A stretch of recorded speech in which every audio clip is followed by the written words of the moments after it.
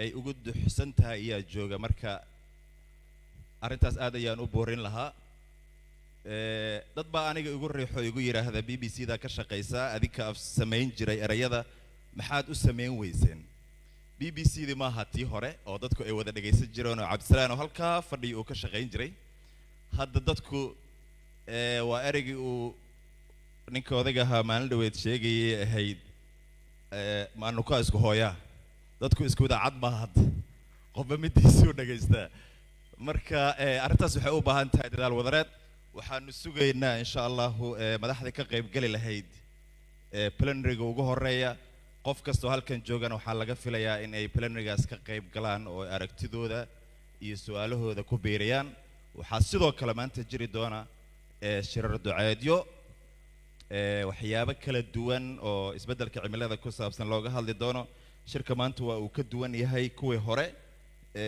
kii shalay waa uu ka duwan yahay oo khudbada u badnaa waa mid dadkan ay ka qayb gali doonaan qolal kala duwan la kala aadi doonaa howlwadeenka ayaa noo sheegi doona qofba meesha uu aadi doono plenary-ga ugu horeeya waxaa noo xiriirin doona Cabdiraxmaan Caynte mar dhaw ay soo gali doonaan madaxda waad mahadsantihiin dadka gadaal jooga ee aan wali soo galin waxaan doonayaa inay soo galaan oo uu shirku noo bilowdo maalin weyn maalin wanaagsan maalin wax badan aan wada baran doono ayaa na sugaysa isbeddelka cimiladana ma aha mowduuc sahlan waa mowduuc oo aad u weyn oo duniduna ay maanta wax ka baranayso tusaale kale mar aan Sharma Sheekh jooga waxaan la kulmay gabar 16 jir ah oo Soomaali ah laakiin ku dhalatay Ireland gabadhaasi waxay ka tirsan tahay dadka isbeddelka cimilada u ololeeya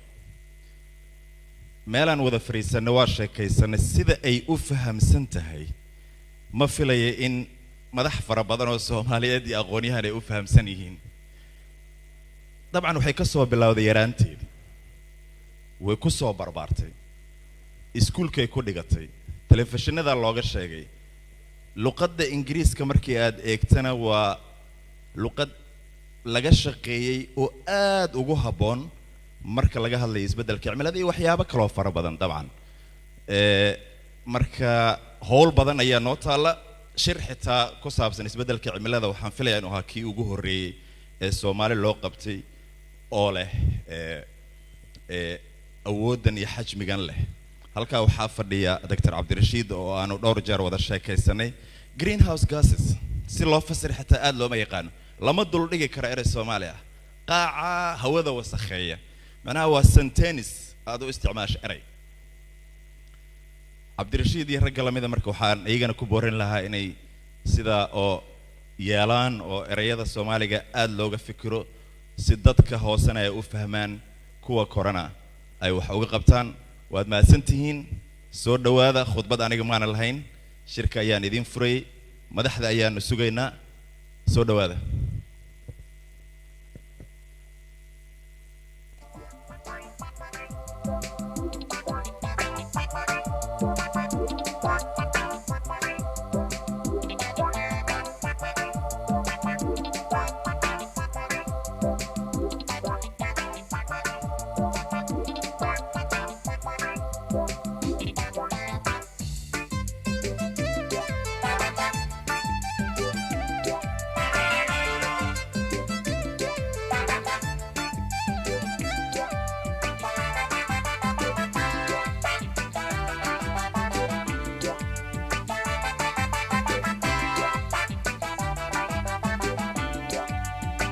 Calankii dalkeeno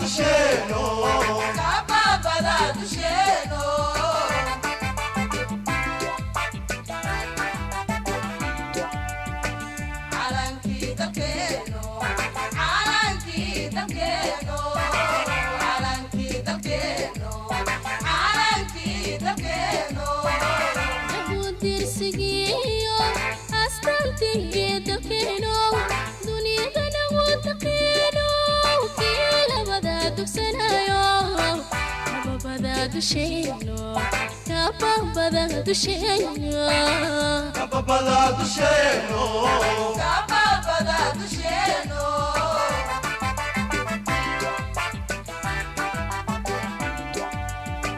دونستاذي عليهم هلكنك يوددالكي دونستاذي عليهم هلكنك يوددالكي دقلدي كميسيقا مركي فوق الله يستري دقلدي كميسيقا مركي فوق الله يستري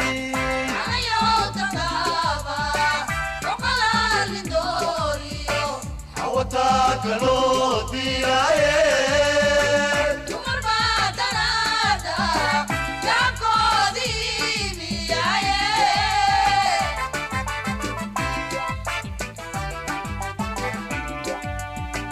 دون استاذي عليهم هلكنك يوددالكي دون استاذي عليهم هلكنك يوددالكي دقلدي كميسيقا مركي فوق الله يستري دقلدي كميسيقا مركي فوق الله يستري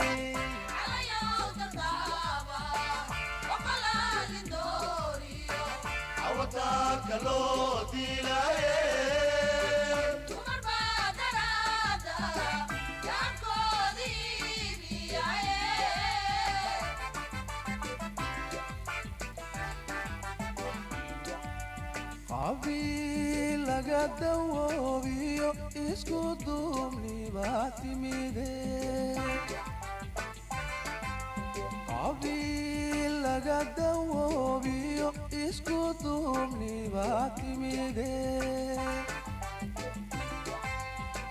على يهو درادا وكستو دميرلي على يهو درادا وكستو دميرلي دولينيمو كنولو دولينيمو كنولو المشوق دور بيرايه كدور بيرايه كدور بيرايه المشوق كدور بيرايه المشوق كدور بيرايه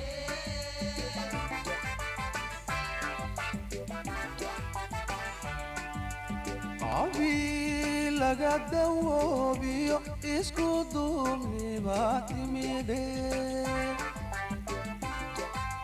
عبي لقد دوبيو اسكو دومني باتميدي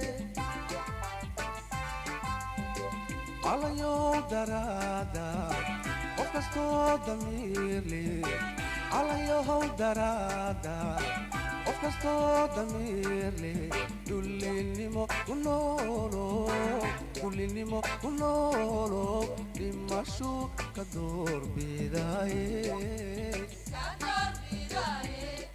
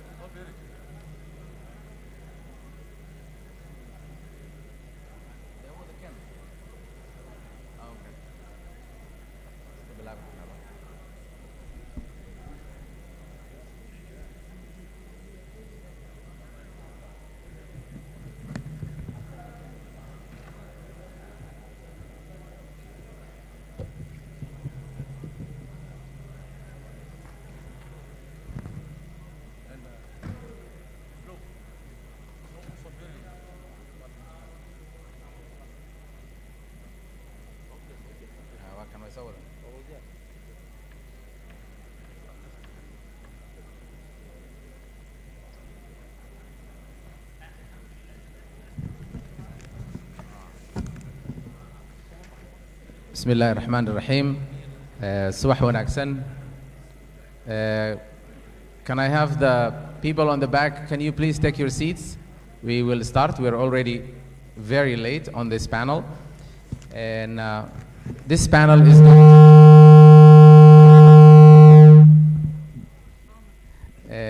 this panel is going to be multilingual. So if you don't have your headsets, please try to get your headsets, because some people will speak in Somali, some people will speak in English, and maybe even French, I don't know. So please prepare. And I will just use English to introduce, because we have people who don't speak Somali, and so I will use English to introduce everyone. Good morning, everyone.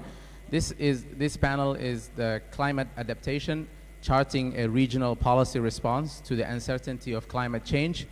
And we have an incredibly distinguished panel sitting here today. I have the distinct honor to be moderating this panel, and so let me introduce my panelists first. To my left is our host and convener of this panel, His Excellency Ilyas Muse Dawale, the Minister of Economy and Finance in charge of industry.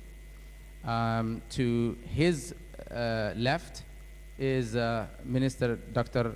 Ilmi Noor, the Minister of Finance of the Federal Republic of Somalia. And to his left, to the far left, is Dr. Hussein Qasim, who is the Minister of State for Presidency of the Somali, the regional state of Somalia in Ethiopia, or the Somali region of Ethiopia, I should say. To my right is Dr. Warkane Gabayehu, the Executive Secretary of IGAD, who, as you know, IGAD is based here in Djibouti.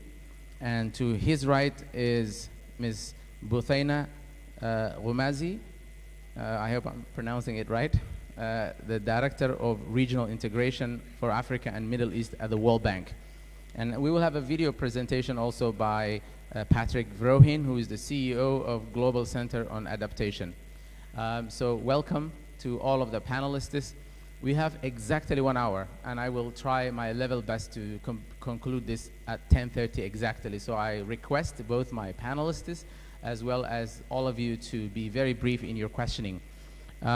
With that, let me go right ahead into the panel and I will give each of my panelists 5 minutes of opening statement, and then I'll come back to you for questioning. And since we have the regional finance ministers and heads of IGAD as well as World Bank, my request to you is that you engage concretely, because we've been talking about climate change, climate adaptation, and policies related to it.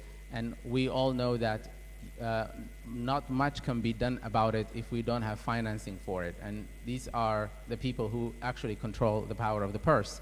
So you are talking to the right people to implement all of your policies. So please direct your questions to them. Minister Ilyas, please take the first 5 minutes. Thank you.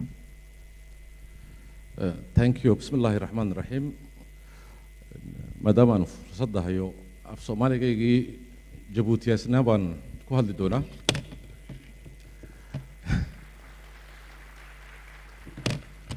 Af Soomaaliga Jabuuti waa Faransiis iyo Carabi iyo Afari iyo wax badan baa ku dhex jiray. Waxaa farxad aniga maanta yahay inaan halkan mar kale aan ka qayb galo macadka Heritage shirkii sanadlaha ee isweydaarsiga. Farxad gaara waxaa ii ah inaan markii ugu horeysay Dr. Cilmi wasiirka maaliyadda federal Soomaaliya aan ku soo dhaweeyo. Waxaan cudurdaar aan ka bixinayaa Axmed Shide oo isaguna macsuum ku ahaa, oo sidaan u ognahay baa isaga iyo madaxweyne Mustafa iyo dhowr akhyaar oo Ethiopia ka socota inay shir kale oo muhiim ah ay Addis ku leeyihiin ayaamahan iyakuna oo suurtagal weeday, iyo Dr. Saad oo wasiirka maaliyadda Somaliland ah oo isaguna macsuum noo ahaa. Diyaaradii la cancel gareeyay unfortunately shalayto inuu na soo gaadho ahayd oo iyakuna raali bixin ka jeedinaya. Inta xiligan ku daro wasiir Hussein walaalkay oo halkan fadhiya isagana uu ku mahadsan yahay inaan saaka aan haasawga isaguna aan ka wada qayb noqono. Excellency Warkane oo isaguna hawlo badan aan isla wadno dhinaca regional integration ka haddii ay noqotay iyo mawduucyadaas. Khaas ahaanna walaashay Buthaina ayaan soo dhaweynayaa oo safar dheer nooga timidday si ay arrintani heritage ay uga qayb gali karto ay ugala warbixin karto waxyaabaha aan wadno xilligan haddaba mawduuceena ku soo noqdo waxaan jeclaa inaan hordhac aan kelmad yar aan shalay tole doodihii amba fikradihii la iswadaarsanayay aan jeclahay inaan ku yar noqdo halkaa baan sal ka dhigani waxaan gebigeennu baan isla wada ogaanay inaan isbeddelka cimilooyinku wax jira ay yihiin oo si gaara geeska Afrika aan uga dareensannahay ay geeska Afrikana tahay meelaha ugu daran amba fragility-ga badan ay ka muuqato cimilooyinka isbeddelkooga weliba waxaa xilligaas annaka noo soo raacay inay duruufo kale amba khilaafyo ku saabsan saameynta arrintaasi isbeddelka xilligaasi taas waa tu aan isla wada qabnay noqotay shalay toole waan ka wada hadalnay waxaan kaloon isnileeyahayd cimilooyinka iyo isbeddelka saameyntoodu tu dal gaar ahaan ugu kooban ma ahine waa tu mandaqadda ku dhan xilligay arrin dhibaato ay ka dhacdo mandaqad dal magaalada kale ama dalka kale ee jaarka isaguna inuu sida gaara ay u saameynayso calaamad xilligan soo qaato ayaxa baryihii dhaweyd ee dhibaatooyinku laba sannadood horteed bay ahayd ayaxu xilliga uu magaalada amba mandaqadeena yimid waxaan dareennay inaa wax soo saarkii mandaqaddu ay hoos uga dhacday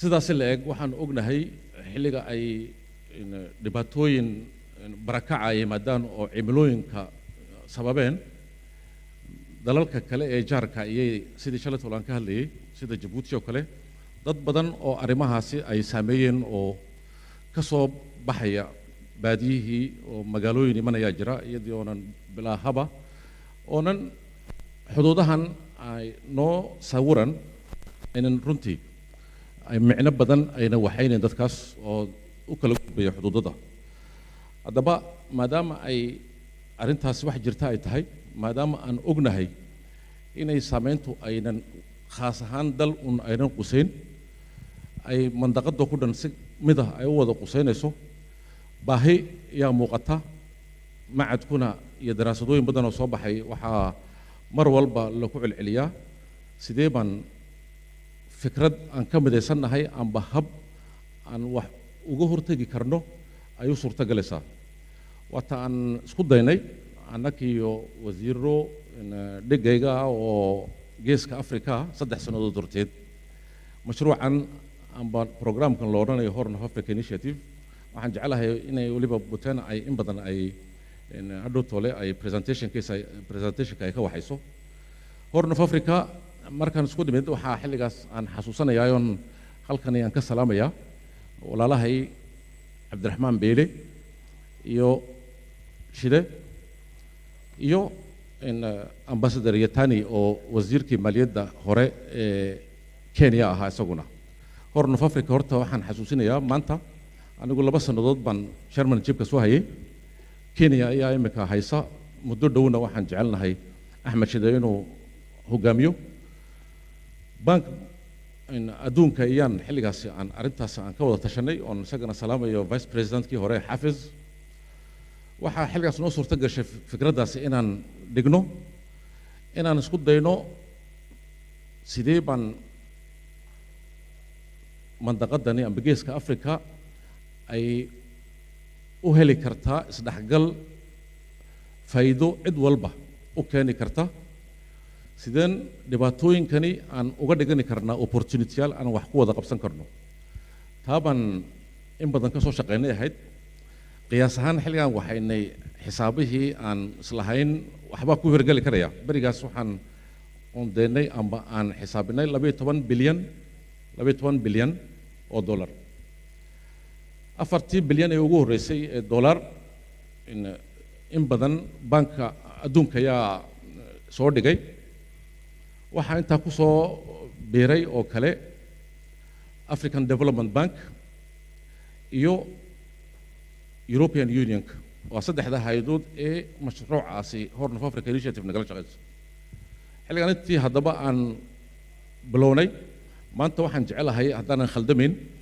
out of 12 billion 7 bilyan baa secured ah oo committed ah mashruucyo badanna way bilaabmeen ay nooga hirgaleen mashruucyadaasi waxa ay haddaba u badan yihiin amba pillar 4 bay yihiin midi waa pillarka connectivity-ga aan nidhi waxaa ku jira dariiqyo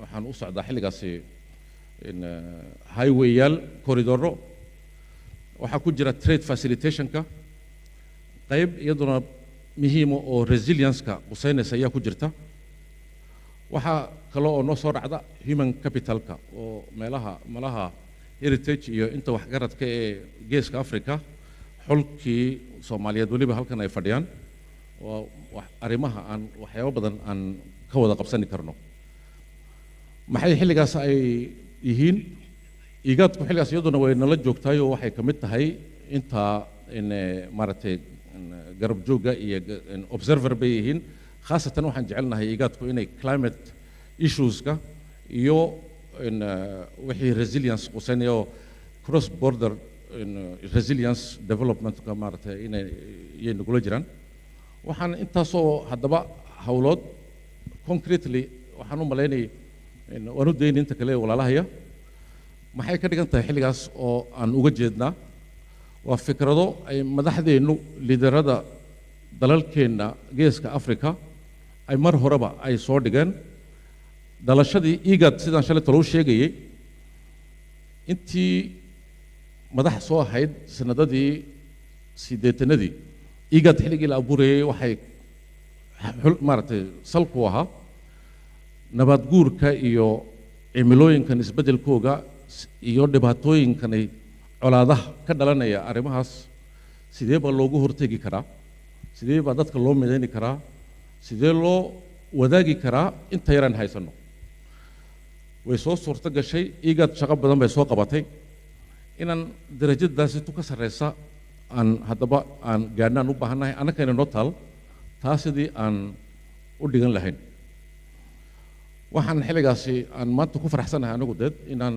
isla wadaagno wixii soo qabsoomay wixii hadhay wixii aan wada qabsan karno hadduu ilaahay iraado maadaama ay waqtigu gaaban yahayna fursado badan aan isku helayno intaa baan jeclaa inaan hordhac aan u iraado waad mahadsantiin معالي الوزير آدي آد بقى ومحسن تاي صور آد وقرح بدن بعد نجسي سي معركتي initiative كي Horn of Africa initiatives يو أفرت pillar آد كهذا شيء وحن ربع أنت أنا فيديو قاعدين before I go to the video presentation I think it actually makes a logical sense that I go to Botswana first so you can talk about the regional integration from World Bank side because you are the main partner with regional governments on the regional integration. So I give you the floor now to give your presentation on conflict, climate resilience, and regional integration for climate security in the Horn of Africa. Over to you.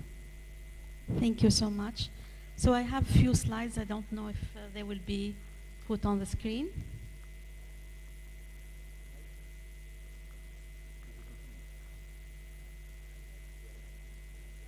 Okay, very good.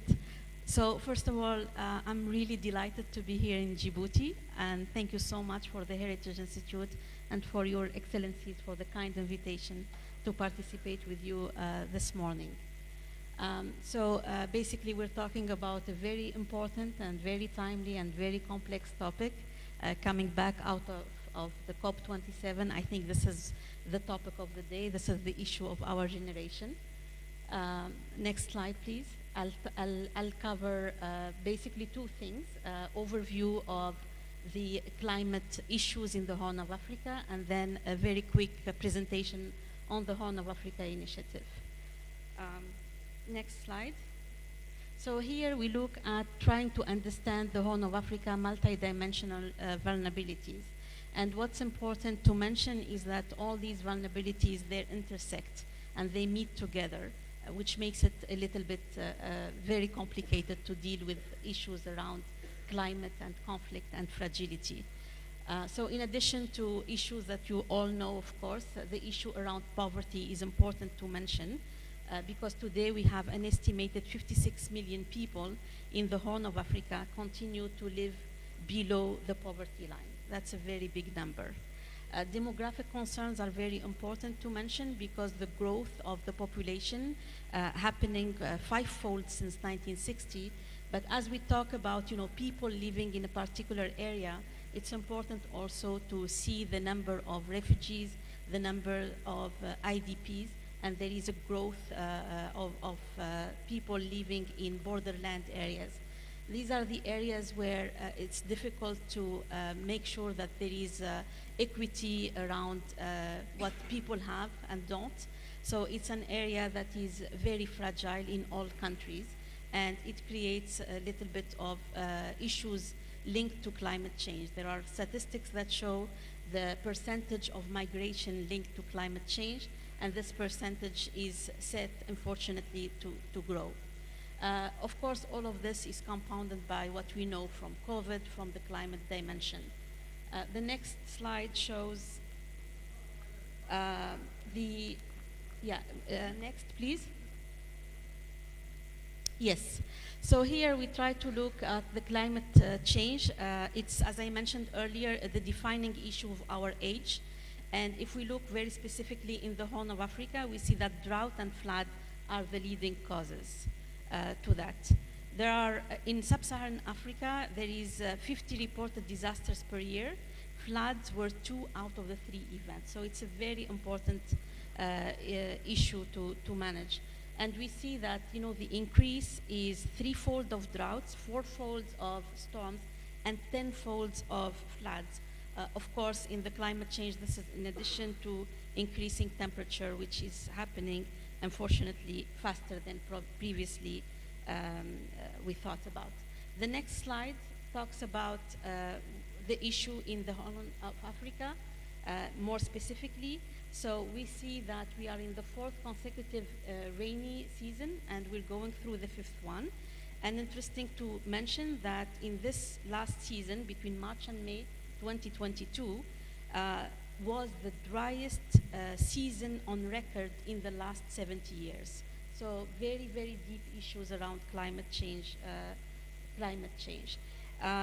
It is a stress on natural and social systems, can amplify conflict, especially in fragile situations. And it has a big ticket item, of course, on GDP. So in Somalia, for example, we have 37% loss of GDP due to the climate. In South Sudan, due to the flood, there is 13% loss of GDP. Next slide, we talk about food insecurity. So it's hitting the Horn of Africa very hard. And the numbers here speak for themselves. So we talk about 55 million people in the Horn of Africa continue to experience increased acute food insecurity, and the risk of famine is high in several areas. The next slide gives more numbers. What's important to mention here is, as we look at food insecurity and climate for that matter, we need to pay particular attention to the parts of the countries that are more fragile than others, because these people are hit even harder than the rest of the population. Next slide. So we'll share the slide. We have lots of numbers. Just we'll go very quickly to a few of them because of time. So we try to understand the causes or the drivers for food insecurity. Climate is on top, the top reason for food insecurity. We see that each flood or drought increases food insecurity by 5 to 20%. The problem around food insecurity and the problem about the climate is the fact that it's happening faster than before. So it used to be every 12 and a half years there is a climate disaster. Now it's every 2.5 years. And you can imagine the impact on, thinking about preparedness and getting ready to these issues is becoming a top priority. So this slide shows, the earlier one shows the issue around fuel and fertilizer insecurity. So As you all know, this is, there is a lot of issues that are linked to the war in Ukraine, and the increased price of fertilizers and fuel is, putting a lot of constraint to the development of many countries. Next slide. So I think this one is important to mention. We know the numbers, and we know that this is really serious, and this is something that require immediate action.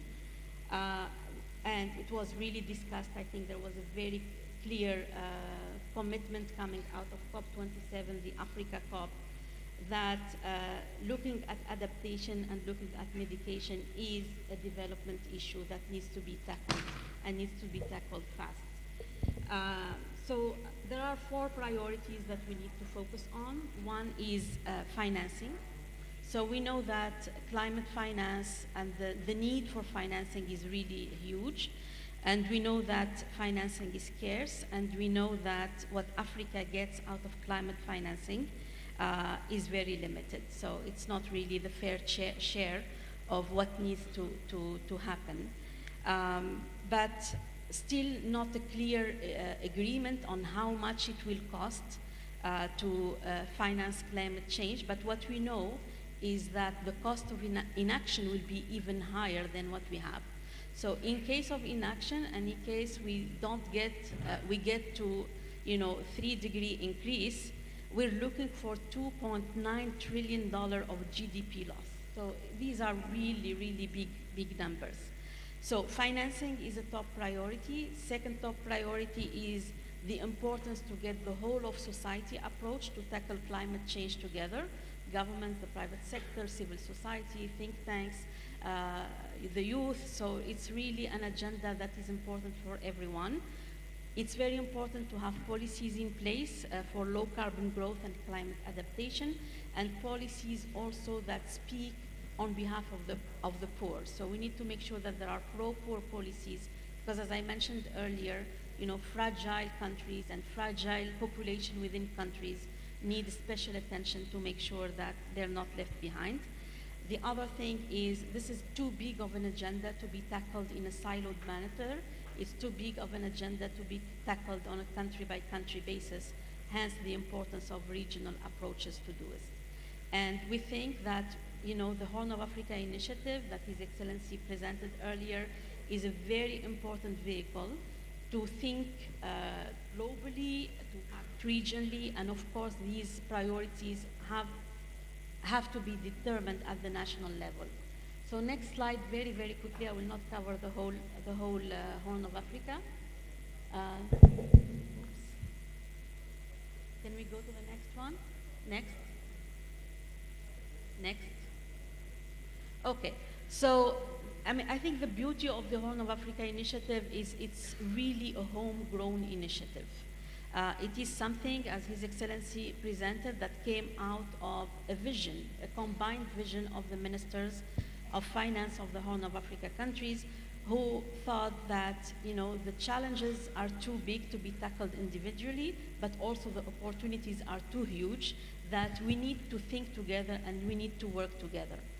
The initiative was launched in 2018, and it's been, a very good model and new model of development diplomacy. This is how we think about it, where the priorities are decided by the ministers.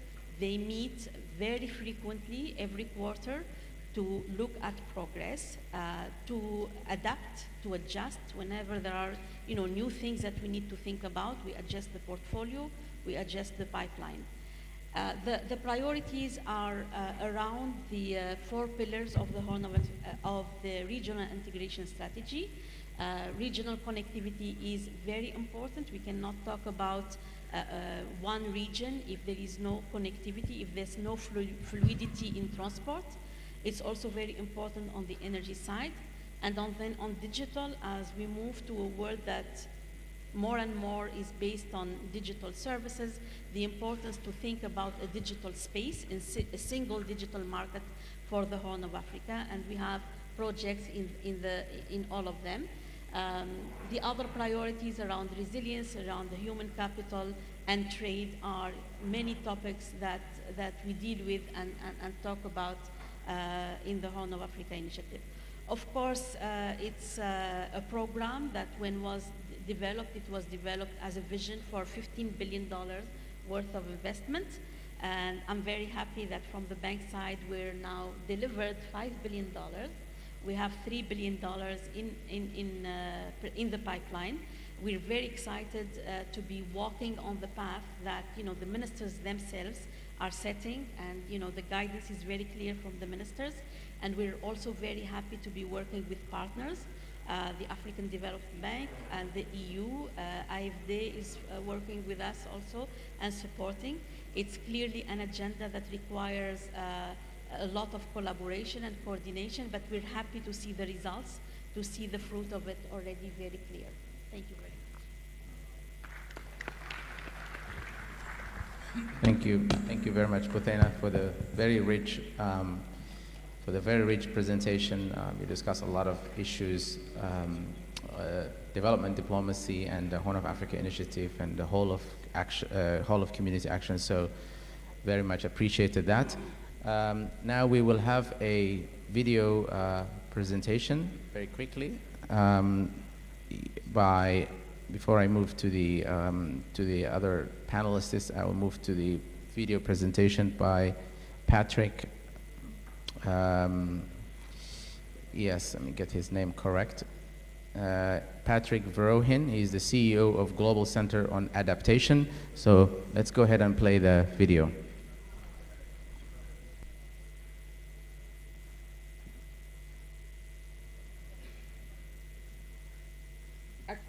Delegates and friends, let me begin by apologizing for not being able to be with you today at this very important meeting indeed. My name is Patrick Verhoeven, and I am the CEO of the Global Center on Adaptation, or GCA. And Excellencies, allow me to be very upfront for a minute. My commitment to the Horn of Africa and this great continent is unconditional. We are working tirelessly to advocate on your behalf for massive scaling up of adaptation to climate change, and to provide the solutions to the greatest of all the many crises that we face. I'm all too aware of the severe impacts that climate change is creating in the Horn of Africa, in fact, across Africa. From my recent visits, I know the situation is critical. This time last year, there were 51 million people facing hunger. Today, that figure stands at 82 million, a dramatic increase of almost 60%. We're on the brink of famine, on top of an energy crisis, a food crisis, and a debt crisis. A crisis Africa did not cause. From the Horn of Africa in the east to the Sahel in the west, there is a band of highly stressed countries and people with shrinking prospects of recovery because of the multiple crises we face. And in our recently published annual States and Trends in Adaptation report, STA report, we specifically highlight the need for conflict-sensitive adaptation measures to help reduce situations in which climate change is heightening the risk of destabilization or violent conflict. Let us be clear, well-designed adaptation measures, properly implemented at scale and speed, can help diffuse tensions and support countries in their journey towards a green, resilient recovery. But to achieve that aspiration, we need to invest more in programs that integrate climate hazards and shocks, more in databases that monitor climate and migration trends, and invest more in research and early warning systems, and above all, invest more in people. Because investing in climate adaptation is investing in growth and prosperity. Investing in climate adaptation is investing in jobs. It's good for our health, our planet, and our economies. We have to double down on climate adaptation today. Last month in Egypt, during the climate summit called COP27, my laser focus was to bang the drum for a massive increase in finance for adaptation here in this great continent.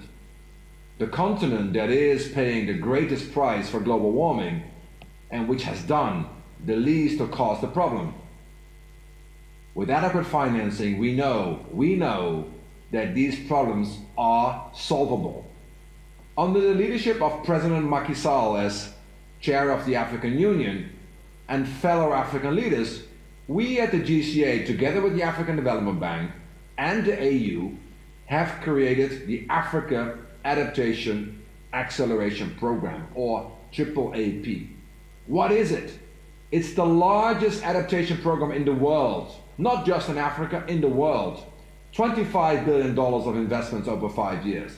So the AAAP, in essence, is Africa's insurance policy against the climate crisis. African-led, African-owned, and it runs on the most powerful energy known to humanity, which is African boldness and ambition. Since launching last year, the AAAP upstream financing facility, one of its two mechanisms, has already influenced over $3.5 billion in investments across 19 countries in Africa, including in the Horn of Africa. And this, Excellencies, is only the start. But what is needed is finance. Finance needs to flow if we're going to deliver a safer, more secure future. Let us not forget, what is good for Africa is good for the world. Because trouble travels. Adaptation is no longer a choice. It is an African imperative. We are already working with you here in the region on numerous projects and look forward to building together an ever stronger and more resilient country, region and continent. Because adaptation action is unstoppable, and with that, I'm convinced Africa is unstoppable. I thank you.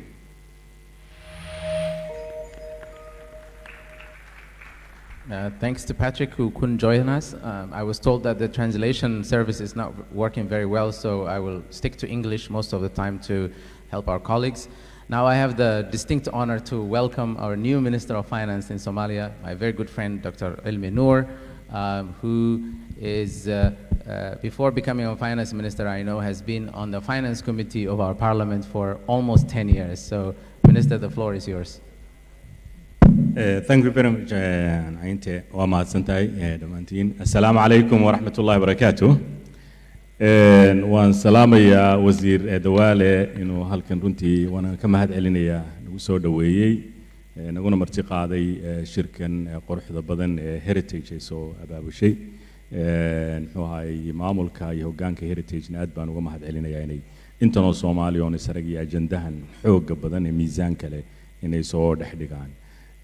waxaan salaamayaa executive secretary IGAD iyo World Bank Butena saaxiibkeydin aga xiga wasiirka deegaanka dhammaantiin baa muxuu ahaa runtii iyo audience-ka dhammaantiin wasiirada iyo dhammaan marti sharafta aad baan idin salaamay runtii waxaan malaynayaa waqtigu waa cidhiidhi kalimaad kalena siiyeyna aad bay u muxuu ahaa topic kalena siiyey miisaan xoog leh ay leeyihiin waa dareemaysaan muxuu ahaay runtii arrinta topic laga hadlaya oo ah climate change iyo conflict runtii si xoog leh ayay interconnected ay u yihiin waana runtii wax ilaa muddo dheer ba laga hadlayay adduunkuna ku baraarugsanaa waxaan xasuustaa muxuu ahaayay intii 1990gii ka dambeysayba adduunyadu waxay saadaalinaysay global agendaha ugu weyn ka jiri doona dunidu laba shay inay noqon doonaan labadaas shay oo ah muxuu ahaayay pollution and population labadaasi waa laba isa saaran wey marka adduunku muxuu ahaayay siyaasadda guud ee globalka markii laga hadlayo labadaaba targetka ahaa aqoonyahanka iyo researcherskuna inta badan ay saadilayeen pollutionku waxaa ku hoos jira markaa climate change wuxuu ka imanayaa the northern hemisphere marka adduunka laba loo qaybsho xagga waqooyiga waxaa ka imanayay pollution oo wadamada warshadleyda oo dhan haddaad aragto waxay ka dadban yihiin dhinaca waqooyiga ee muxuu ahaay planetka aan ku noolnahay population wuxuu ka imanayaa dhinaca southern hemisphere dhinaca muxuu ahaayey koonfurta markaad muxuu ahaay from Brazil to China ama India Africa aad mariso dhinacaasu muxuu ahaayey ka dadban yihiin ka labadaasi oo ah caana koonfurna population xoogli ka soo kacayaan dhinacna uu population ka soo socdo waa arinta ajendaha global ajendaha muxuu ahaayey dunidan ay waajihi doonto maanta waxay soo rogtay waa la dareemayaa effectigeedii climate change muddaa laga soo hadlayay population control iyo planning laga hadlayay laakiin tii waxa bedeshay conflict ba bedeshay iyo cudurro iyo abaaro iyo muxuu ahaa inay si kale populationku ay markaas ay ku sii lumaan waxaan malaynayaa taasi markii laga hadlayo waxa dib loogu celiyaa ayaan waqtigan ku dheerayn theory Malthus theory oo ahayd in muxuu ahaayey kala badan yihiin kororka populationka iyo wax soo saarka dunidu kala badan yahay oo marka kororka populationkuna uu ku korayo geometric progress kororka wax soo saarka duniduna uu ku socdo arithmetic progress macnaha weeyaan cuntada iyo waxyaabahaas wax ku socdaan 1 2 3 halka moogtay population ku socdo muxuu ahaay 2 4 6 iyo 10 saas oo kale u socdo marka labadaasi waa ajandooyinka ugu waaweyn marka waxa kamid ahaa falsafaadka ku qarsoon in bini aadamka waxa controlaya yahay muxuu ahaay abaaraha waxa controlaya yahay dagaalka waxa controlaya yahay cudurka saddexdaa factor oo natural disaster yihiin ay markaa controlayaan marka conflictigu waxay ka mid noqotay waxyaabaha lagu controlo bini aadamka ay ka mid noqotay in muxuu ahaa mararka qaarkood la dhiirigeliyo dadka masaakiinta hubka la iskugu dhiibo muxuu ahaa wadamada failure ee conflictigu ka socdaan ay moogtay on the rise noqdaan ay sii kordhaan muxuu ahaa waxaas oo dhan inay sii socdaan this moogtay waxay ka mid tahay waxyaabaha cudurku sidoo kale uu noqdo muxuu ahaay ay dawooyinka iyo kambaniyadu interest ka raadsan conflictigana muxuu ahaay ay conventional muxuu ahaay women producers ay ka raadsan muxuu ahaay ay market ka raadsan marka labaduba waxay ka mid tahay marka agenda lafteeday ka mid tahay geeska Africa wuxuu ka mid yahay meesha populationkiisu uu aadka u kobcayo meelaha strategic ah ee muxuu ahaay ay ummadahani ay deganaayeen ee la yiraahdo original societies dadkii muxuu ahaay weligood jiri jiray adduunyada soo jiri jiray laakiin ides marka climate la eego iyo conflict la eego demise bay ku socdaan inay hoos u sii dhacaan oo muxuu ahaay muxuu ahaa deegaankiina sii kharimayo conflictguna ay ku sii kordhayso labadaas hadaynu muxuu ahaa runtii waxay u baahan tahay inay survival keena inay ku xidhan tahay aynu address garin u baahan si jiritaanka ummadeed iyo iskaashiga ummadeed ay markaasi geeskan Africa ugu sii jirto marka mar haday tahay waxyaabahaasi ajandooyinka waaweyn ee jira oo muxuu ahaay dunidan ka jiraay planetkiina uu yar yahay oo soo koobtay muxuu ahaay waxaan u malaynayaa in muxuu ahaa cidhiidhi fara badan iyo dana fara badan ay meesha ka jiri karaan therefore anu waxaan xasuustaa marka climate-ka laga hadlayo anigoon conspiracy ka hadlayn in theory-ba aanan u saadaalin deegaankeenu intaan soo jiray keliya dhulkii kaymaha ahaan jiray libaaxa looga cabsan jiray dhulkii biyaha lahaa dhulkii barwaaqada jiri jiray totally waa isbedeleen deegaankuna wuxuu ka mid yahay nolosha bani aadamka asaasiyaadkeedu ka mid yahay haddaanay dadku ku baraarugsanayn noloshu waa sii socotaa waa sii guraysaa haddaanan inagu wax ka qabanaa ummado kale wax ka qabsan kara oo markaasi hagaajisan kara oo markaasi nolol ka samaysan kara sidaa darteed waxay u baahan tahay in si muxuu ahaa very seriously sidee baan reer miyigeenu u nool yahay sidee baa xoolo dhaqatadeenu u nool yihiin sidee baa deegaankeenu u yaalaa laba arrimood baan runtii aanu muxuu ahaa runtii ku soo koobaya marka ay isbedelo deegaanku ecosystem-ka dhan baa isbedeli karaa waxaa isbedelayaa bio organic oo dhan baa yaraanaya dhirtii xayawaankii wixii oo dhan baa yaraanaya marka ay taasi yaraato ciiddu waxay noqonaysaa sibir bay noqonaysaa aan xajin karin biyaha xajin karin roob kastoo ku da'a uu guud maro sidaa darteed ummadaheennani hadduu roob da'ana waxaynu ka cabaadnaa daadad iyo fatahaad haddii uu muxuu ahay qaadana waxaynu raadnaa biyo iyo muxuu ahaa meel laga cabo because dhulka kuma qaban muxuu ahaa biyo kuma qaban innaguna kama samaysan inaan biyahaasi qabanno kama inaan samaysanin marka biyo waa guud cararaya mid kalena waa jirtaa dalkeena Soomaaliya markaynu ka hadlayno iyo geeskan Afrika inta badan iyo initiative ka mid yahay gargaarada ugu badan baynu helnaayo hadii jeer waxa la yiraahdaa gargaaro billions and billions baa muxuu ahaa mara sida biyuhu guud ay u guud maraan oo dhulku u noqdo desert oo ciidii isku qabsatay oo sibid ay biyuhu guud cararayaan ayuu gargaarkuna u dul cararaa oo muxuu ahaa ka samaynin result iyo natiijo aanu ka samaynin sida aanu roobkii aan wax ka bedelin deegaankii ayaan gargaarkiina wax uga bedelin haba yaraatee iyo muxuu ahaa iyo financialkii heli jireen waxaan xasuustaa 17kii new deal baa jiray Soomaaliya lagu gargaarayay around $4 billion baa 2 years lagu kharash gareeyay waxaan muxuu ahaa isweydiiyaan oo baarlamaanka ka mid ah waxaan isweydiiyay ma jira one project oo successful ah oo aanu oran karo muxuu ahaa mashruucaas aynu ka guuleysanay oo ka dhaxalnay 4 billion-kii lagala haray ma jira muxuu ahaa sheegi karo waxaan jiri bay noqotay marka aan waxaan isleeyahay sida dhulkeenii u baaran biyo qabatinkii uga dhamaaday ayaad moodaa inuu gargaarkuna resultigii uga dhamaaday haddaynaan address garayn labadaasi arrimood survivalkeenu halis buu ku jira arrimahanina waa very serious matter inaynu muxuu runtii address garayno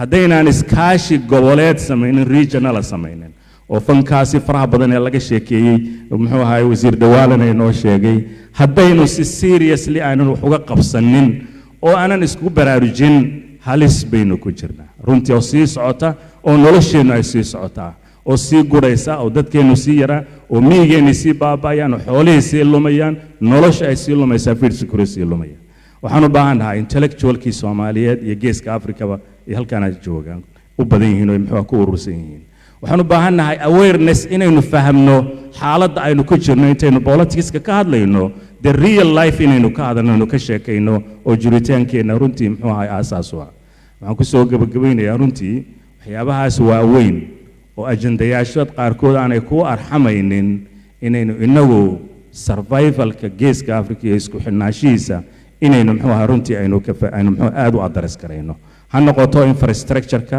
ha noqoto energy-ga ha noqoto interconnectivity-ga ha noqoto beeraha iyo pastoralka iyo reer miyiga isku socda daaqsinta iyo wada noolaashaha ha noqoto iskaashiga guud ee trade-ka iyo ganacsiga ha noqoto inaynu muxuu ahaa biyaha iyo muxuu ahaa inaynu dooxyadeena aynu qabano noloshaan raadino taasaynu u baahanahay waa mahadsantihiin ku dheeraymaan assalaamu calaykum waraxmatullahi معالي الوزير هذه أدبا أو مع سنتاي كلمة داس قيمة له أرنت نيو ديل كا رم باك شكتي أنا جا وزير أها أنا صو أفجري قرشها قرن كانوا سمي سنة وحن أسمي سنة وحيد نيو ديل إن كوريجنا because وحن أرجناي لعك ترى أون لو شيء لكن مال لجلي البروجكت لجلي واوين مركز ده محن الوقت جورينا مركز أساسا وجورنا وأنا كم حسن تعرف تساعد صو شكتي waxaan rabaa inaan siiyo wasiir Dr. Xuseen Qaasim oo ka socda dowladda deegaanka Soomaalida si gaar ah uga hadasho arinta la xiriirta Horn of Africa Initiative-ka oo wasiir Ilyas iyo wasiirada maaliyadda ay wadaan iyo arinta regional integration-ka saameyn intee la eg leedahay sideen uga faa'iideysan karnaa maxay yihiin caqabadaha jira soo dhaw wasiir waa mahadsantahay walaalka cinte marka hore waan salaamayaa saaxiibadayda panelka ku jira iyo labeenta Soomaaliyeed ee guriga fadhida waxay ahayd in wasiirka maaliyadda Ethiopia mudane Axmed Shide uu halkan ka soo qayb galo marka isagaan yaan booskiisii buuxinaya talagal saas ma jirin laakiin si guud maalmahan waxa laga hadlayay ilaa iyo shalay iyo maantaba waxa ugu muhiimsan dhibaatada sida wada jirka ah aynu wajahayno ku saabsan isbeddelka cimilada dhibaatadaas inay tahay mid aan si wada jira u wajahayno khubradii cilmi baarista sameeyay way noo sheegeen siyaasiyiintii doodaha adduunka ka socda galay ee kala duwanaa oo u dambeysay COP27 si fiican ayay u sharaxeen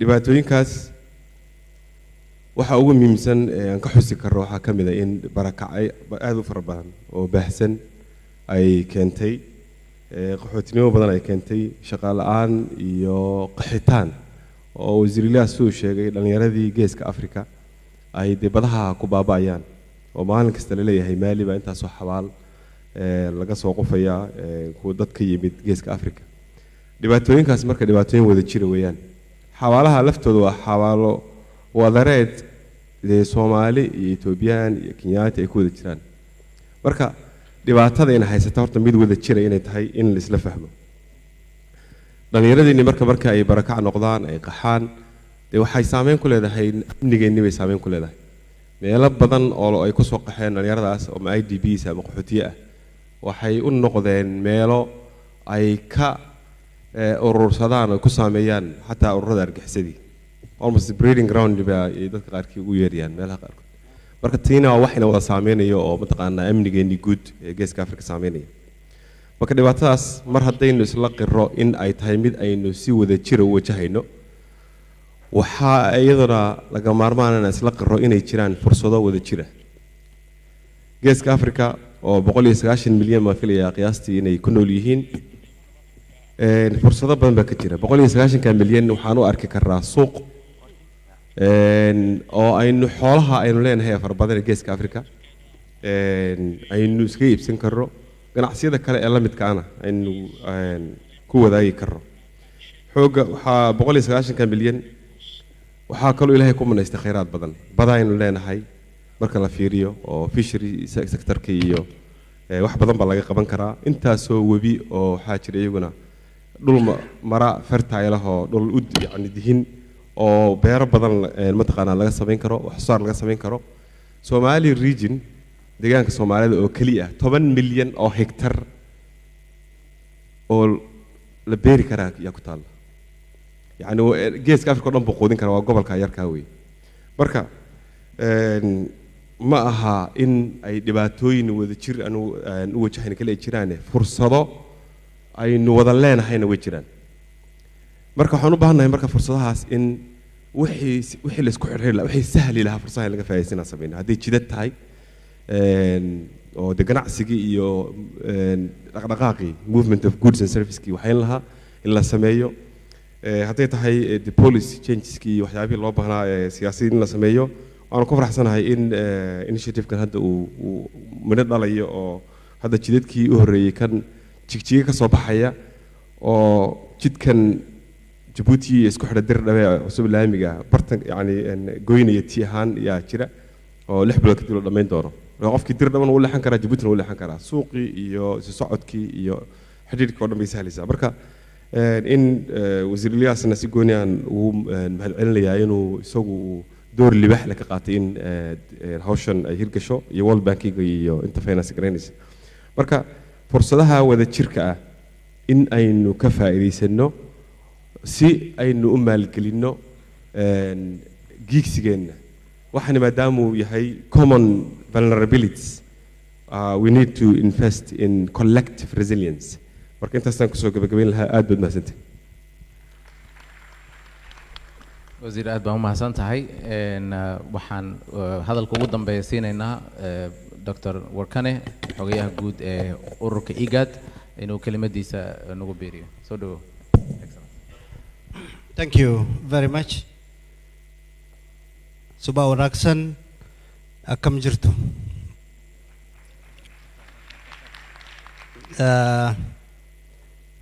Your Excellencies, everything has said already, but I want to add some points on the areas which is touched by all the speakers in this forum. Let me remind you, before 36 years ago, when IGAD was established, the reason why IGAD was established is for response to climate change. At that time, IGAD was an organization, a regional organization called double Ds, drought and desertification. So our leaders, the then leaders, our founding fathers, was very right when we were responding to to climate effect. At that time, also you remember some of them are not good to each other. But they were very right to identify that the impact of climate, drought, and desertification is a common enemy. After 36 years, when we evaluate the situation now, this thing has deepened and complicated. The regional challenge that we were finding a solution regionally has now become a global issue, which every leaders are coming together to discuss in big meetings, most of the time without consensus. Especially our region, one of the points that I want to bring to the attention of this think tank group is the interconnectivity between conflict and climate change. We are very known that, this region is very known that it is conflict-rugged region.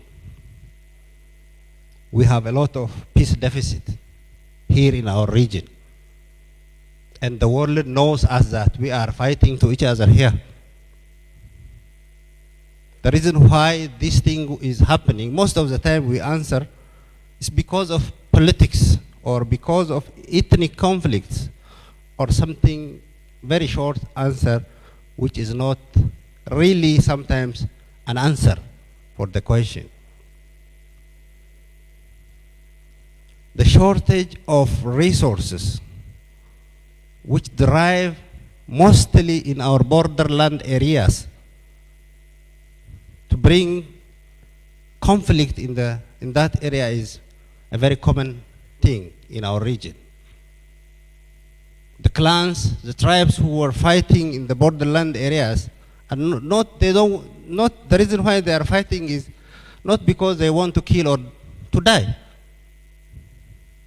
That is an issue of livelihood, resource, the scarcity of resource.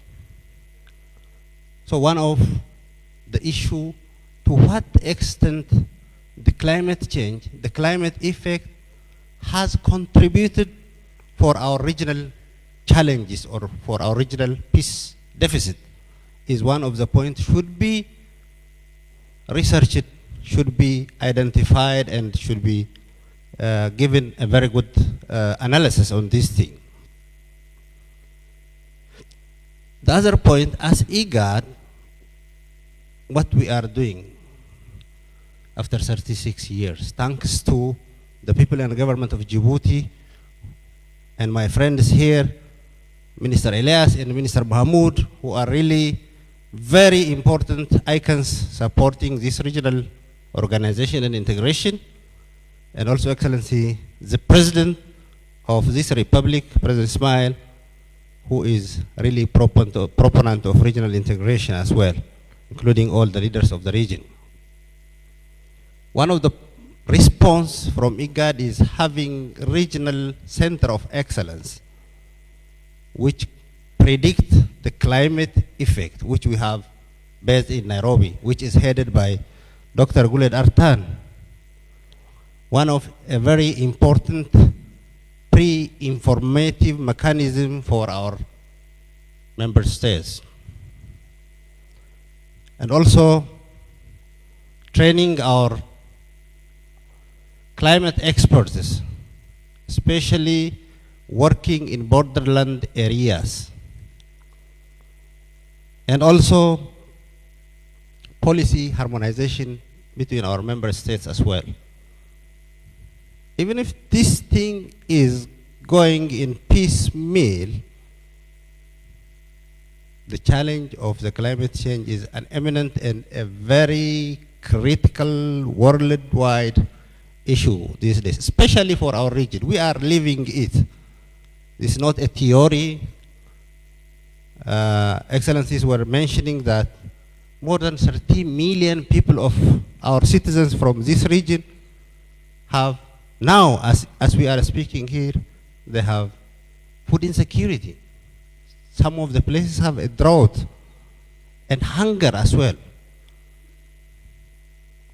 So this gathering, a very important gathering, I'm very happy that this kind of think tank group is an exemplary for this region. What will we are going to contribute on this very challenging issue, especially for the region that we are living in. So some of the point is advocating, coordinating the intellectual capability of our citizens of the region. And also, we are working very closely with World Bank. Madam Butena is here. She is a friend of the region. Really, she is assisting the region. I want to thank her in front of you. But the most important thing is our resilience. Our resilience. We have a resilient people who are living with all the conflicts, climate change, displacement, war, all these things. So I ask you to be a very practical and to bring all of you, each one of you, a solution for this challenge. Thank you very much.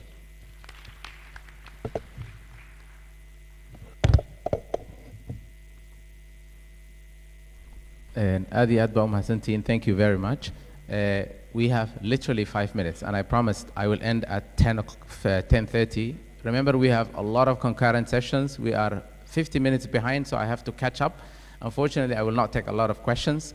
Because of that, I was told to strict it, but I want to give the Minister Mahmoud Yusuf, Minister of Foreign Affairs of the Republic of Djibouti, a few words. So if you can give him the microphone right there, the Minister.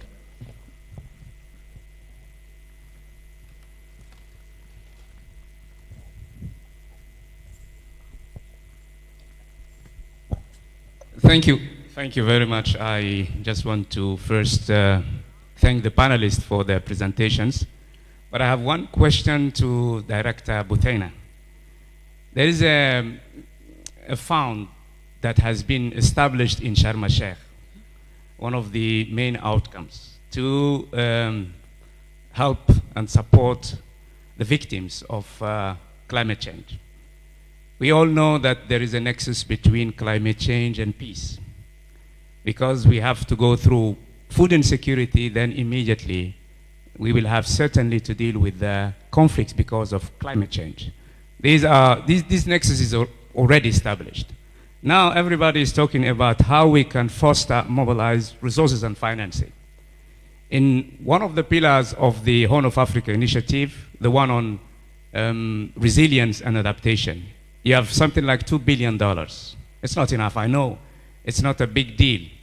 But now that, the polluters, countries that are industrialized countries that are behind this, what they call now the differentiated responsibilities and capabilities.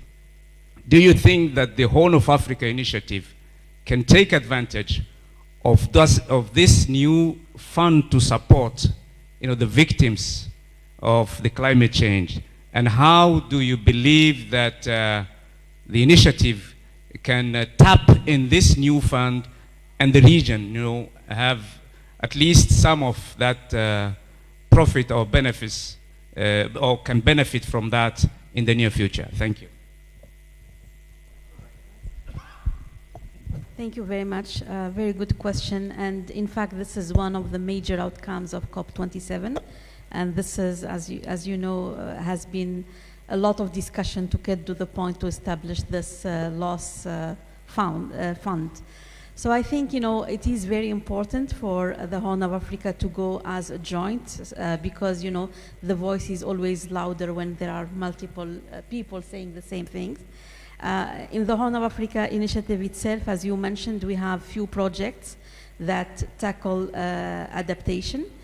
Food security is one example. Groundwater is another project. And then now we're actually launched a new project on climate resilience. It's a project that targets the whole Africa, East and Southern. We're starting with East and Southern. And you know, the Horn of Africa countries are, of course, very much welcome to be part of it. In fact, the first phase of the project will support South Sudan to deal with the floods. And the major issue of this project is not only reacting to the crisis, but also how can we build resilience so we're ready, because we know, unfortunately, Mother Nature, you know, tests us all the time. So I think it's very important for the initiative as an initiative to have ideas. The rules of the game for the fund are still being developed, but a major achievement of COP27 was actually to agree and create it. And you know, a big call to the ministers to, you know, think about what should be put forward for this fund. And of course, you can always count on, you know, our support to make sure, once the rules are, you know, clearly figured out, to see what's the entry point for the Horn of Africa. Thank you. I apologize again. Organizers are telling me I really have to finish this, but I'm going to use my authority as a chair. Just 10 minutes. I need everyone to help me. I'll take 3 questions. Each will be literally 1 minute, and then I will ask my panelists to respond in 2 minutes, and we will done in 10 minutes because we have to take other business. So let me just take 3 questions. One from a lady, Abdurrashid Khalif, right there, former director of Heritage. He gets some privilege because he was a former director. I give him some privilege. And Dr. Mohammed Mukhtar here, and I need a lady here. So, yes, so on that side, I think that's Dunia, Sama? Dunia, yes. So those 3, give me 1 minute, Abdurrashid, 1 minute. Go right ahead. Go ahead. Oh, thank you very much. My question is to our sister from the World Bank and also Minister Ilyas. Our finance minister, when he spoke in Somali, he said help or aid or assistance to Somalia sometimes is invisible, as water that runs over hills are not stacking on the ground. So my question to you, our sister, is the countries in the region are not the same. Somalia is in a very precarious situation, and because of insecurity may not be able to take advantage of what Djibouti and Ethiopia and others could. So my question to you is, and also to Minister Ilyas, what advice would you give to our finance minister and to Somalia and to Somalis? Because you are talking about billions of dollars available, and I think the audience from Somalia will also agree. Sometimes we wonder where that money is going and how we could make advantage of it. Thank you. And we are all actually pessimistic as the minister. Thank you. Thank you, Abdurrashid. Professor Mohammed Mukhtar, right here in the middle. 1 minute, please, Professor. 1 minute, no more. Faisal, I know you have very good questions, but I'm sorry, I can't do it. I cannot do it. I have to finish this one. Professor Mukhtar, 1 minute. Thank you very much for giving me this opportunity, Ainte. Really, this panel is very, very significant panel, and in fact provided information, very informative. In Somali, we say, heli, kale hela. Closer to the microphone, please. So you provided information that we build on, maybe figuring out some solutions. The sincerity of our minister from Somalia really moved me a lot. I mean, he's telling us the truth of what's going on in Somalia. This dependency syndrome, foreign aid and stuff like that, our minister, in fact, gave us what we can do and where we can go from here. I appreciate that Somali federal government figure out some way that we will have, we can rely on our own self. Okay, the question, Professor, the question, please. The question is, for instance, we in the diaspora, we are handicapped by even supporting our families and friends in Somalia, where we don't have a bank where we can send our monies. Some mirato, or we take our monies, and so could you provide some ways that, for instance, there will be some legal way that Somalis can send their monies to the government? Thank you very much. Okay, I'll give exception to Faisal. He's a elder academic who's been, give him 1 minute, Faisal. 1 minute. Okay. Djibouti has proved us to be a star in the sense that it's stable, it's diverse, it accommodates a lot of issues. I just want to be a little bit, do a pushback toward this World Bank. Magna Mara introduced the inequality model in the 1970s. Kenya was one of the examples, it's Philippines and another country. It didn't work.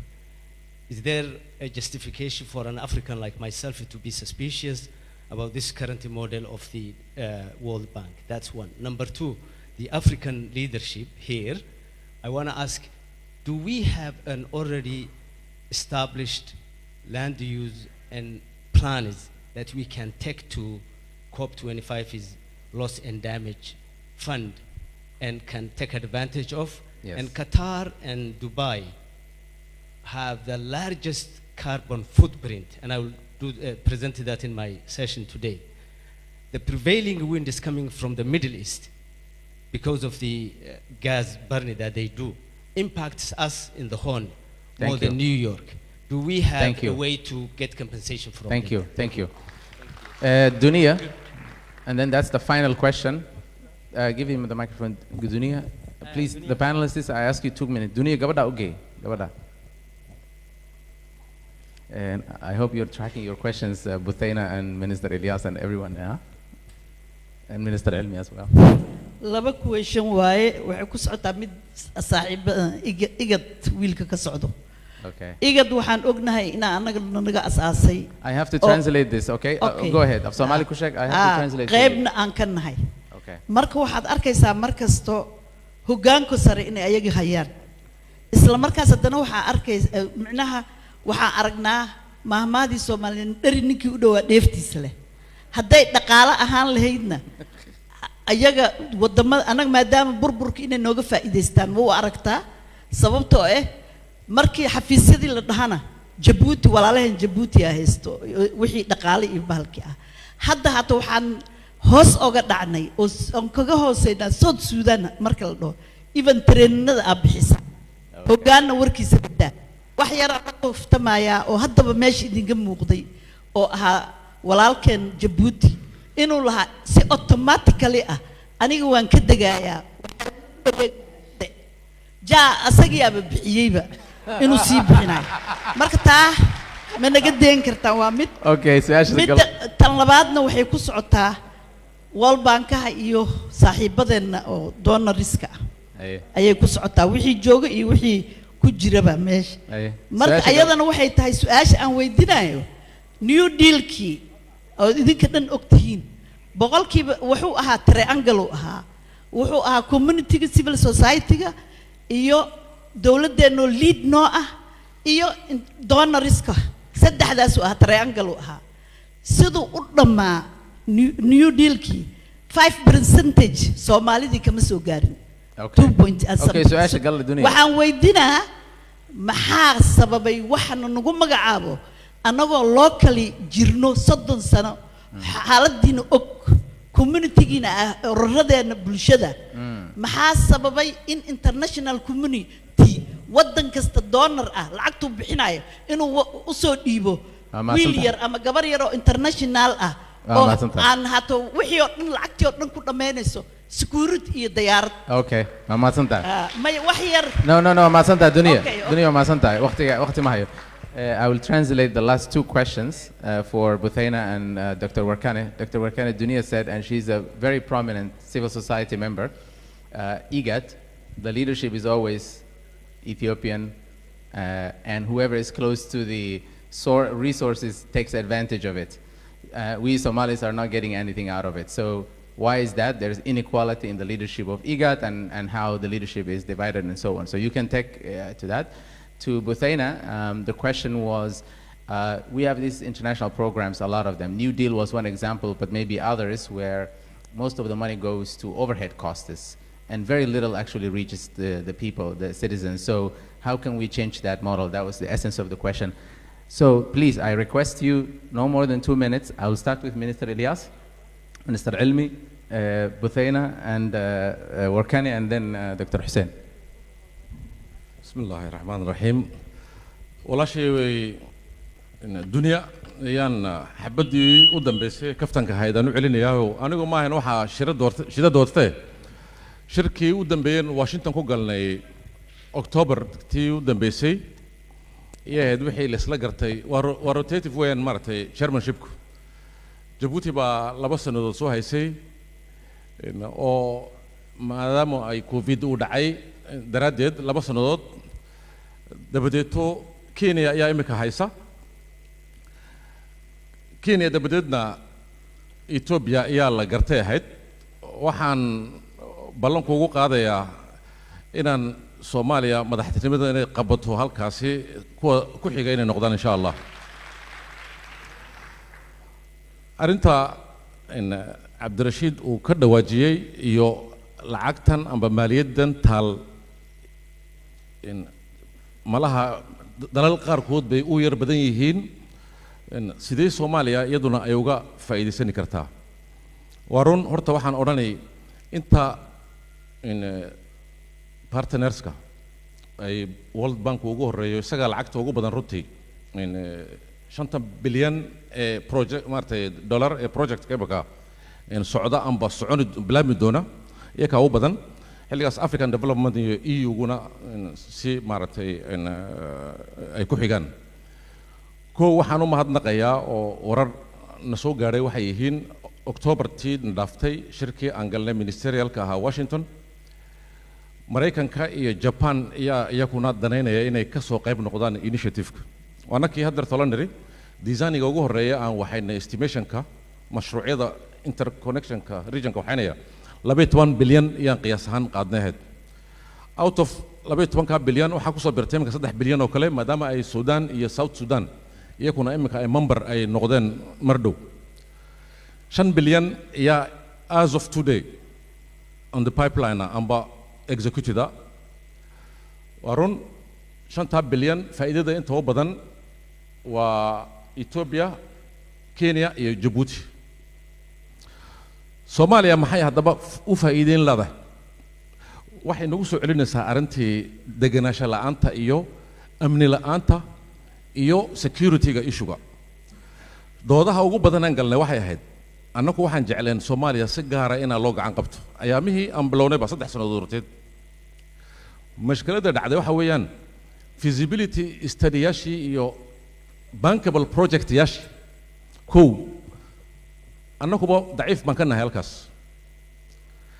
Soomaaliyana way naga sii daran tahay runtii to be honest laba even haddii ay feasibility study amba pre-feasibility studies ay jiraan security issue baa yaalay meelo badan oo ina dariiqyo badan laka dhiso u baahnaa koridorada ugu badan ee ina la develop gareeya ay tahay in within the 15 billion waxay u badan yihiin Soomaaliya iyo wixii isdhexgalka dhib yareyn karayay Soomaaliya Kenya Soomaaliya Ethiopia Soomaaliya Djibouti etc waxa weeyaan laakiin amnigii iyaaba saamaxayn ba ina pre-feasibility study iyo feasibility study la hirgelin karo oo partnersku marka ay lacagtii hayaan because of the security issue iyana u surta in gali kareen waa taas muhiimadda ay leedahay amniga iyo ina la helo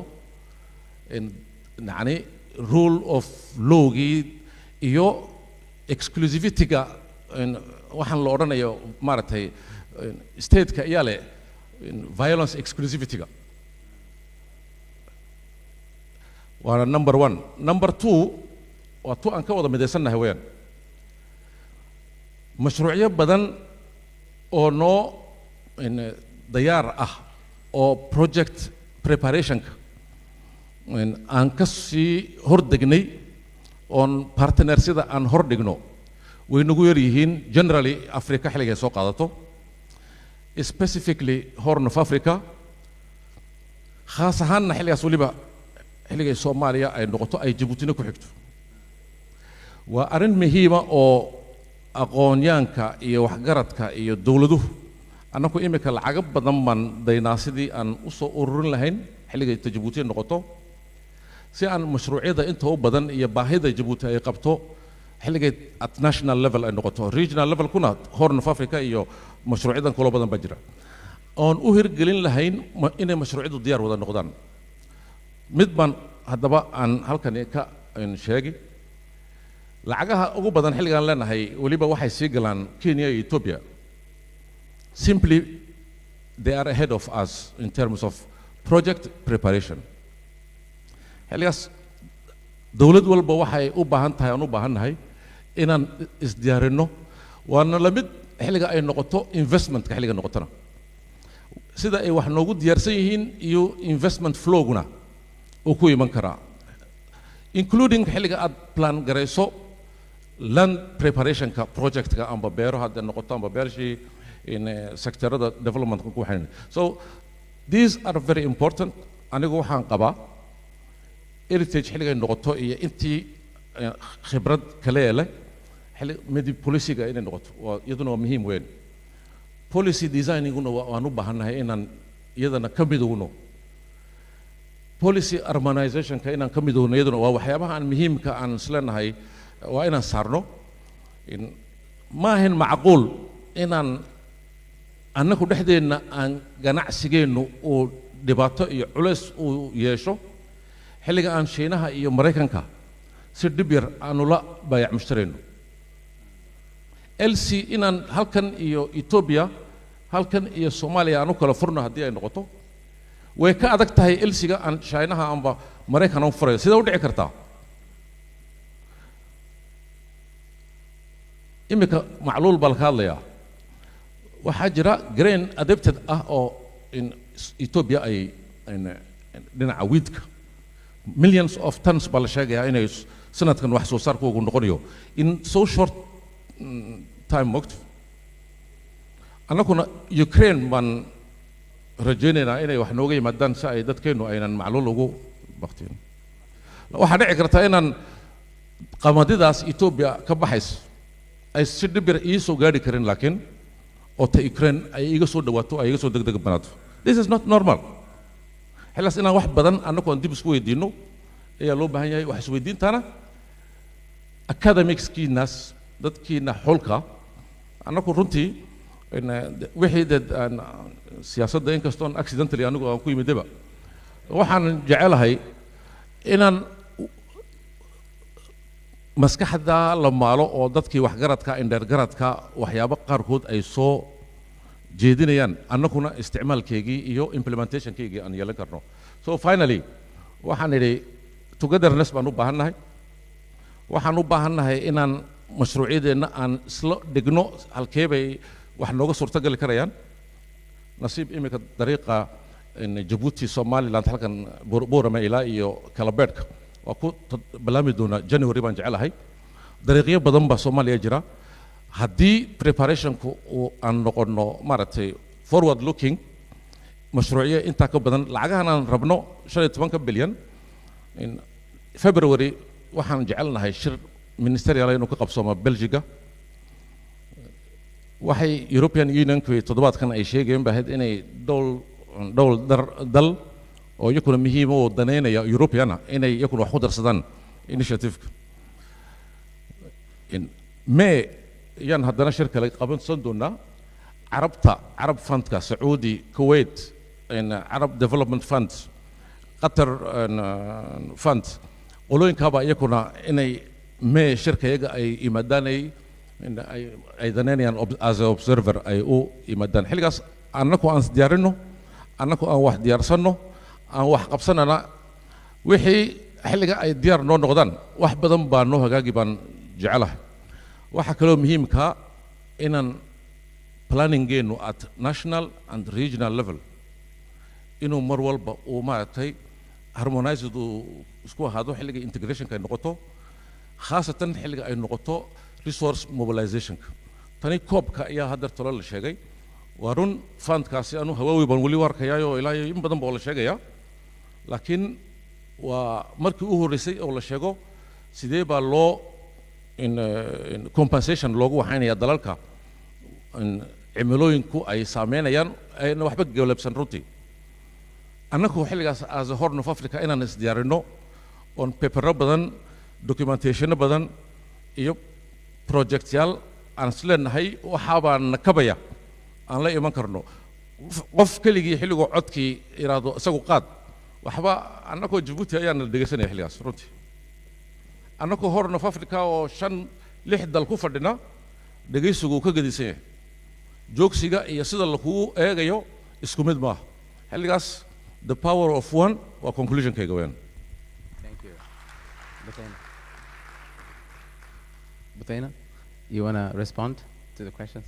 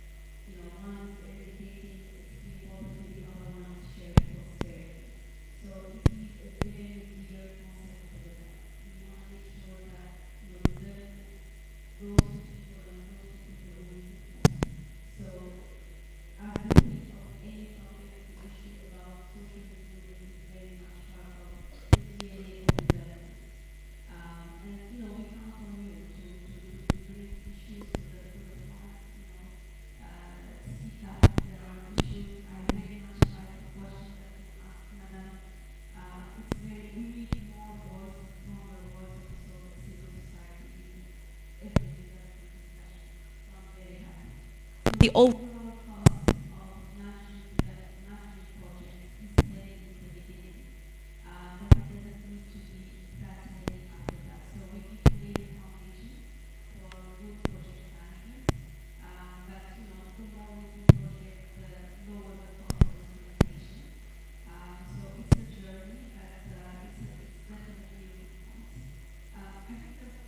Yes, thank you. Dr. Warkani. Thank you very much. I didn't know that I'm going to be asking this question about data the number of the people who are found there. But the question is appropriate. This is the regional organization. So have all the diversity. So we have that diversity. We have a lot of senior scientists and directors who are working in Uganda from all the regional member states, including Mali. Cannot be spicy without having these kind of things. In terms of resource, we distribute resources based upon the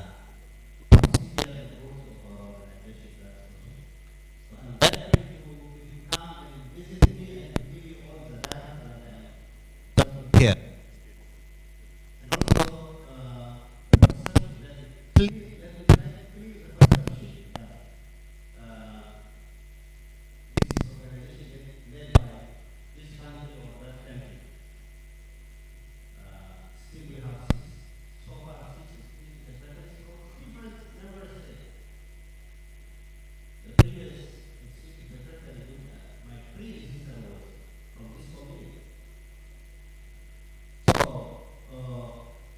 Most important, also we have sons and daughters of Muslims.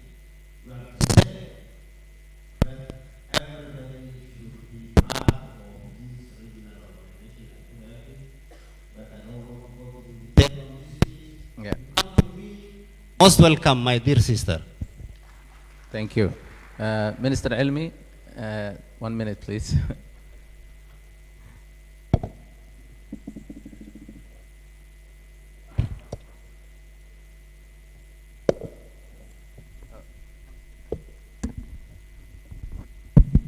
waa mahadsantahay inta waanan dhammaantiin mar kale idin salaamayaa waxaan u malaynayaa de su'aalaha la weydiiyay in badan waa laga jawaabay laakiin de mar haddii gunaanad moogtay uun ay tahay oo laba kelmadood inaan ka idhaahdo ay tahay runtii waxaanuun ku celinayaa mar kale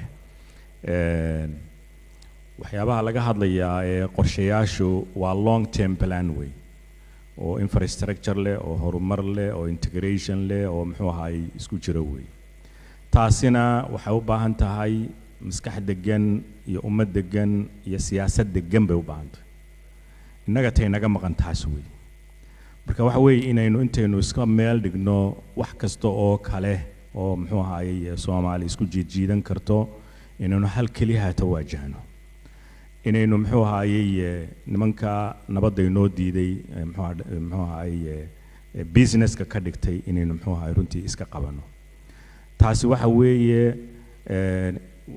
conflictigaas joogitaankooda ayaa ina baday muxuu ahaayay abaaraha iyo macaluusha gaajada iyo muxuu ahaayay dhaqaale xumada iyo faqriga inoogu wacan faqrigaasa wuxuu noqday business oo Soomaaliya lagu dawarsado oo muxuu ahaayay ahaado muxuu ahaayay sac la maalo laga dhigay waa muxuu ahaa vicious circle way inaynu muxuu ahaayay dependency-gaasi ku xidhnaano oo conflict ay muxuu ahaa fiid garaynayso oo markaasi noocaas oo ay socon waayaan infrastructure-radii ugu yaryaraa ay ugu dhowaa ay socon waayaan taasaa keentay inaynu meeshii ahayd salladeennii muxuu ahaayay cuntada ahayd oo webiyadii ahayd oo nolosheenni ay beeran weyno taasaa ka dhigtay waxaa runtii tusaale qurux badana marka deganaanshaha la helo in bananka jigjiga oo beryihii hore iska ahaan jiray meelo laga haajiray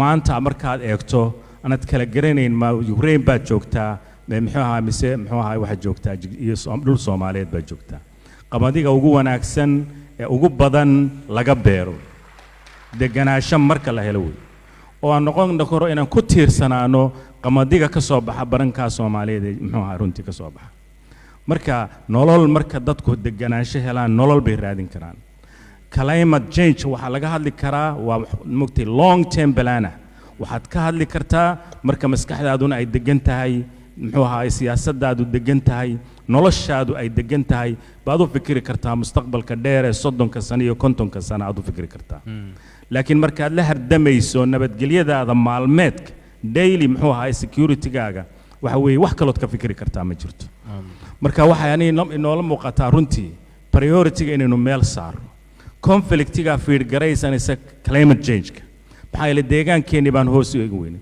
beeraheenni baan falan weynay deegaankeenni baa kharimaya xoolo dhaqatadeenni baa sii baaba'aysa muxuu ahaa lama danayn karo inta nolosheennu ay saa iskaga daba wareegi tahay marka ani waxa ila muuqataa xaaladda lagu jiraa waxa weeye in adduunyadu roob waa heshaa dunida innaguna roob waan la dhaaro macnaha haddii aynu wax ka qabsanayno dunidu way bajad garaysaa muxuu ahaayay biyaheega sida miisaaniyadda loo bajad gareeyaa maxaa dhul cirka ka soo da'ay muxuu dhulku qabtay maxaa lagu manaafacaadsaday maxaa badda hoos galay maxaa dhulka ku hoos jira waxaasoo dhan baa muxuu ahaay laga fikiraa inagu kama fikiri karo taa kama fikiri karo dhulkeennu roob waa da'aaye dhulkeennu ma qabto ee way dhaafaan dhaqaalo inuun baan helnaaye dadkeenna ma gaadhaan ee muxuu ahaa dhexday ku baaba'aan intay labadaasiba jiraan maskaxdeennu ma fayoobo si wanaagsanna uma fikirayno marka waxaynu u baahannahay inaynu muxuu ahaa taa hoos u eegno oo nolosheenna aasaasiga ah haddii kale sidaa muxuu ahaa maanta waxaad arkaysaa inay abaaruhu soo laabayaan berigii hore 10 sano hadday ahaan jireen 5 sano isu bedeleen yeerli bay isu bedeleen jiilaalku hadduu dheeraado waynu raacaynaa taasaynu ku sugannahay xaaladaas in laga baxo ayaynu u baahannahay oo aynu si maskax fayow oo caqli iyo aqoon maanta inaguma yare inaynu muxuu ahaa runtii aynu ka shaqaysiinaynu u baahannahay aynu muxuu ahaa dhulkeena iyo dadkeenana hoos u eegno aabad maasin doosana wasiirku dhib hal daqiiqo asna wasiir oo mahadsantihiin anigu waan soo koobi 3 qodob baan ku soo koobi marka hore waxaan isleeyahay waxaa jira garawshiyo in dhibaato ay jirto oo la xidhiidha isbedelada cimilada waliba dhibaatadaas in ay keeneen wadamadaas horumaray oo qiiqa iyo sunmaha ku sii daayay hawada waxaa taa barbar socdo qodobkayga labaada oo isna aan muhiim u arkaa in uu jiro baraarug dadkii ay dhibaatooyinkaas saameynayeen oo Afrika ah oo ay hadda xisaabtan u bilowday oo dood bilow ay jirto oo leeyahay dhibaatadaas idinka keenay maxaan ka wada qaban karaa waxaan isleeyahay baraarugaas wuxuu dhalin karaa in xal la helo qodobka saddexaad ee u dambeeya maadaama waqtigu yar yahay waxaan arkaa inay jirto fursaddaas siyaabo badan baa loo dhigi karaa laakiin waxaan u dhigi lahaa in ay jirto hoggaamin ay ka go'an tahay in hawshan wax laga qabto gaar ahaan geeska Afrika inay jirto hoggaamin rabta in uu dhaco iskaashi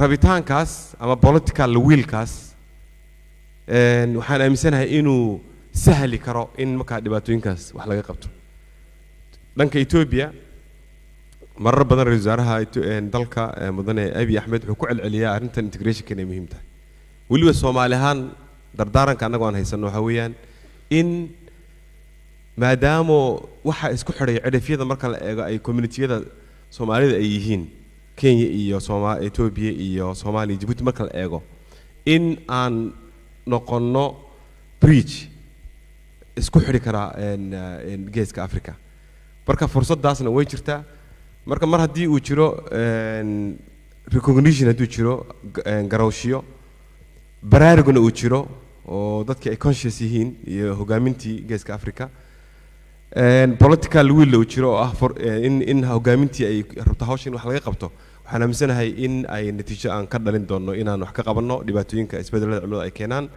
partnerskeena iyo waxayna inagoo markaa isku duuban oo qorshayaal cadcad oo laga wada hadli karo aan ula tagi karnaan aaminsanahay waa mahadsantiin aad iyo aad mahadsan tahay macalin wasiir mar kale waa u mahad celinaynaa runtii wasiirada iyo madaxda kale oo meeshan isugu yimid waxaan ka guntay hadalladii meeshan la yiri saddex qodob koowaad wuxuu ahaa haddaan xasilooni la helin cid lacag ku siinaysa adduunyada ma jirto meelaan xasiloonayn lacag lama keeno soo saas ma ahayn wasiir warkaaga kow qodobka labaad wuxuu yahay inaan leenahay capacity aan ku diyaarsano mashaariicda technical capacity bankable project wasiirka wuxuu lahaa inay muhiim tahay qodobka saddexaadna waxay ahayd wadajir hoggaanka inuu jiro saddexdaas markii la fiiriyana tan ugu dambaysa hadda jirto ah maaragtay madaxdii gobolka isla ogol in isku dhinac loo socdo laakiin labadii kale weli bankable project capacity aan ku diyaarsan lahayna way yar tahay amnigina weli waa sidii la rabay runtii maaha gaar ahaan Soomaaliya intaas markii laga soo tago waxaan rabaa inaan idin sheego shirka nuxurkiisii oo ahayd